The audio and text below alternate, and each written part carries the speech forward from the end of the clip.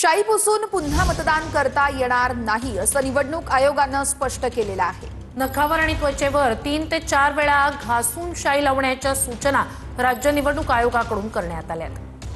तर राज्य निवडणूक आयोगाकडे अनेक तक्रारी प्राप्त झालेल्या होत्या। काही ठिकाणी मतदान केल्यानंतर जी शाई लावली जाते, मार्क केला जातोय, तो पुसला जात असल्याचा, तो निघत असल्याचा आरोप होता।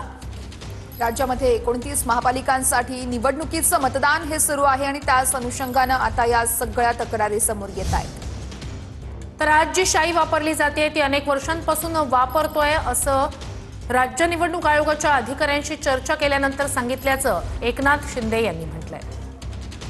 आता मी निवडणूक आयोगाच्या काकांशी बोललो मगाशी। ते म्हणाले ही शाई जी आहे ही गेल्या अनेक वर्षापासून ही शाई वापरतो आपण, फक्त अगोदर आपण त्या बॉटलमधून घेऊन असं मार्कर, पण आता ते डायरेक्ट हे करतोय। त्यामुळे त्यांचं म्हणणं आहे की काही चॅनल्सवर त्यांनी त्याचा प्रयोग करून बघितला तर ती शाई ताबडतोब जात नाही आहे। तर निवडणूक आयोगाने त्याचा खुलासा केलेला आहे आणि मला वाटतं एकच आहे की कुठल्याही प्रकारचं बोगस मतदान होऊ नये ही निवडणूक आयोगाने काळजी